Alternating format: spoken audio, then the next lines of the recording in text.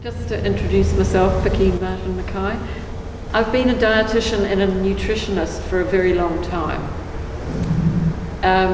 But I also studied naturopathy and I also studied traditional Chinese medicine. So I've been going at studying different things to do with health for a very long time. And a couple of years ago I completed my master's degree at University of Auckland in health sciences. And the final paper that I did, my final dissertation paper, was on gut microbiota, which is a topic which is of real interest to me. And when I work with my patients on a one-to-one basis, I always start from looking at their gut microbiotal health, because starting from any other platform, in my opinion, is not going to get anywhere, because pretty much everything that we know about nutrition now is based on or has its roots in the health of your gut microbiota. And so you people growing your own veggies and getting your hands stuck in the soil, you're doing all the right stuff to get the right microbiota in. So carry on with that. It's a really worthwhile thing for your health, and learning about that woman who is 110 really emphasises it really. This is a presentation that I made for the university, which is much longer than what we've got, so I won't bore you and I don't want to give you a whole pile of technical information. I want to make it as quick and interesting as possible, and please, if you have questions, keep them close to your heart till the end, and I will promise to answer them to the best of my ability, because it is very important that you understand as much about human gut microbiota as possible, so you understand how important they are to your long-term health. Hippocrates, born 400 years before Christ, as a Greek guy, and he actually had all the answers. And we're still just kind of climbing our way back to learning what he knew way back then. He basically says all disease begins in the gut. So even though he didn't have the benefit of microscopes and all kinds of technical electronics and what have you that medical science has today, he'd figured out already that, if people's guts weren't in good shape, well then that's going to create problems for them. And he also knew that food was really important. Let food be your medicine. That's basically what he said. I'm just going quickly through the digestive system here, and we will talk more about the liver and the pancreas and their emphasis on the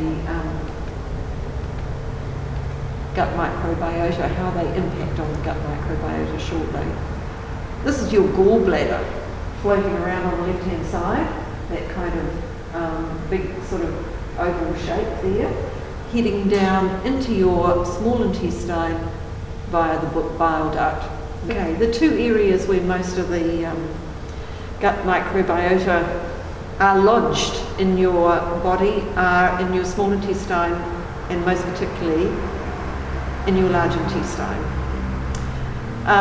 So in our small intestine, we've got particularly these little microvilli and villi, which are like little finger-like projections, which move into your, which are in the lining of your gut, which enhances the potential for you to absorb more nutrients there. So it's a wonderful environment for bacteria to flourish, because it's warm, lots of food, and lots of places to build a home and have a family, which is what every little sentient being desires. And so by eating the right food, you're going to enhance your microbes. So we've got microbes all over us, as that little video showed you. We've got them in our armpits and in our ears and in our eyes and in our nose. In fact, there's a whole science of oral microbiome. All these particular bugs that live up here, and they connect very strongly with what's going on down in your small and large intestine.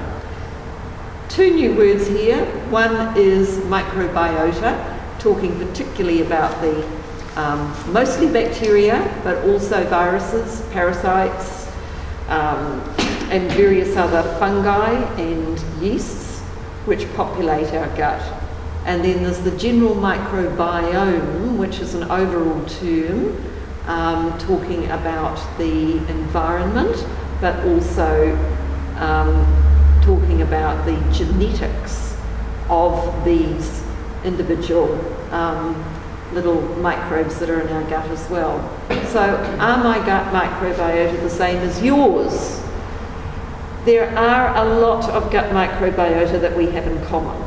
So if we did a stool sample on everybody in the room, what we're going to find is that there'll be a large number of gut bugs that are very similar, but there will also be some that are very different. So some of you may have quite a large number of something, and somebody else will have quite a different large number of something. So the different types of gut microbiota are like the old-fashioned telephone books, which, you know, remember they used to be quite thick with all the Browns and the Jones and the, you know, Watsons and the whoever. That's what your gut microbiota are like. There are so many, many different kinds.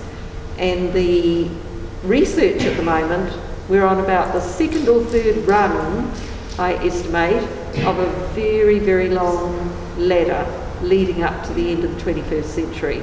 So there's huge amounts that we still need to learn about this. The numbers and amounts of them vary greatly from person to person. We're more likely, as it's said in the video, to have the same stuff with the people we live with and eat with, but if we put our microbiota into pie graphs, we would sort of get that sort of picture. So there's different kinds. There's goodies and there's baddies, and there's some that sit on the fence. So I'm sure most of you will be very well versed in what bacteria are. They love living in very slimy family groups called biofilms. Biofilms are everywhere. And if anybody goes over to the south side of their house or the south side of their fence outside and sees the green slime that comes up, I live in Titirangi, so I get it. That is a biofilm, and it is just loads of little microorganisms which happen to be green in this instance, but they can be all sorts of other colours. We have the same thing going on inside, just huge slimy collections of microorganisms. Now, if they're goodies, they coat our gut lining and protect it from any pathogens that come down the hatch with the food that we eat or the air that we breathe. However, we can also get biofilms of not very good microbiota as well. Goodies. We only know a few of the goodies so far. There's probably a pile more that we don't know about, but there's a whole lot of research going on every day. Literally hundreds of research trials are going on every day and being submitted every day to do with microbiome. 5 years ago, when I first started studying microbiota, there was very little to be found, and now it's just exploded in the research world. Unfortunately, it's still at the research stage, and it hasn't reached your GP or your, you know, health nurse or your hospital or whatever at this stage. There are still a few breadcrumb trails that have to be made before, and a lot of education before your general health professionals will start talking about it.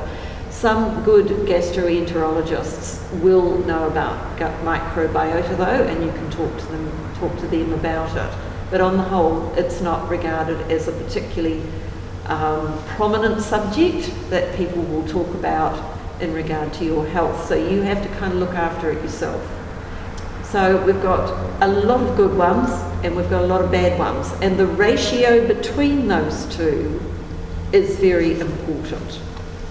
If you've got more baddies, in other words, ones that are pathological, than goodies, then you are eventually going to develop some health conditions. And depending on your genetics, depends on what you're going to potentially get in terms of health problems. So we've probably got about 1 to 2 kilos of microbiota in our gut. I'll leave you to read on the rest of that.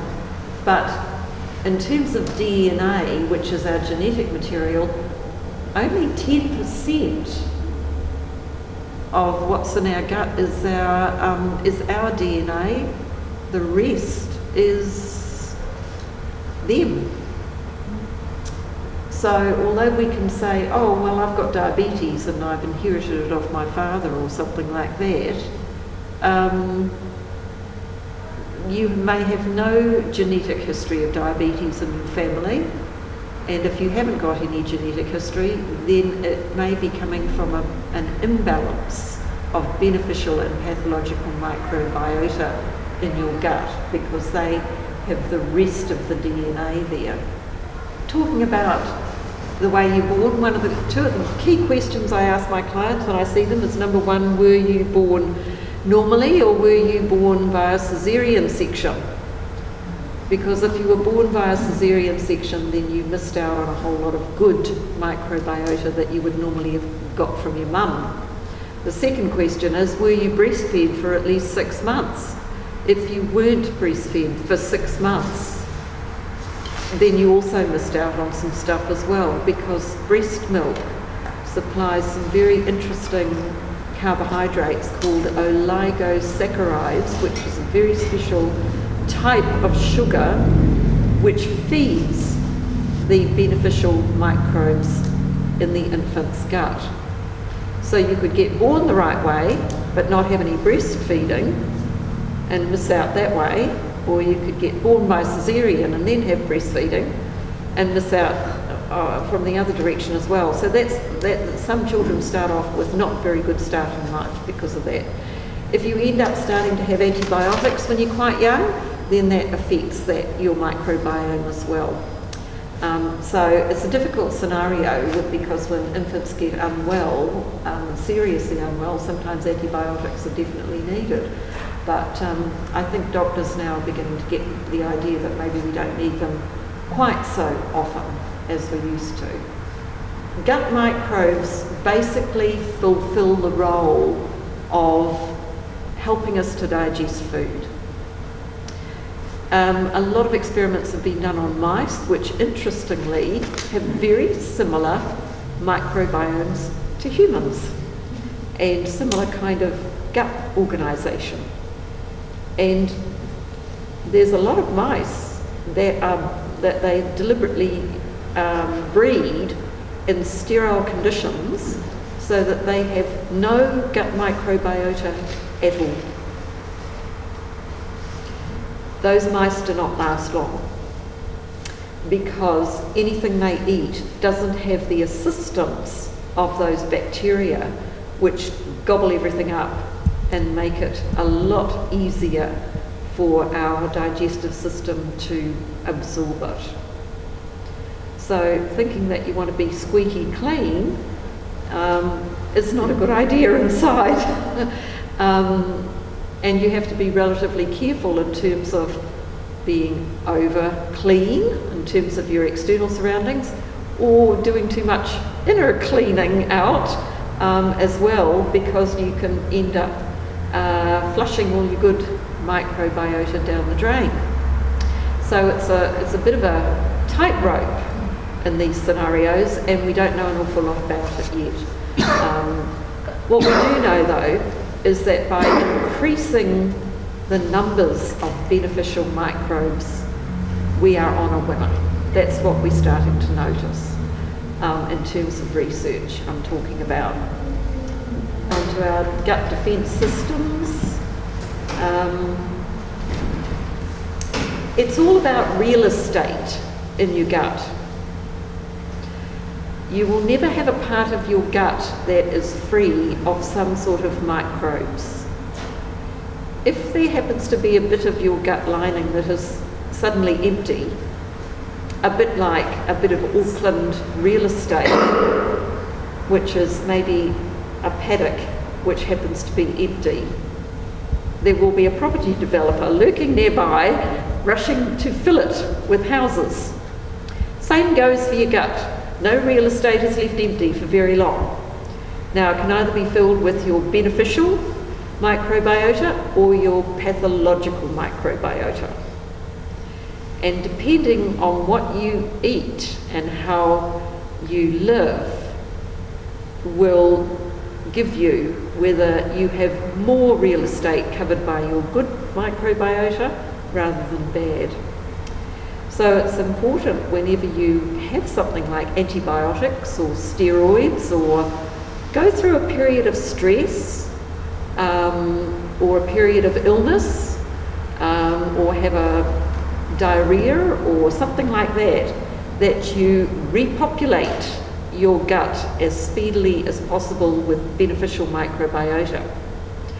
And you do that by feeding them the right food and giving them prebiotics and probiotics, and I'll talk a little bit more about those later, because otherwise you'll have bad elements, pathological microbiota, moving into that real estate, which you don't want to happen.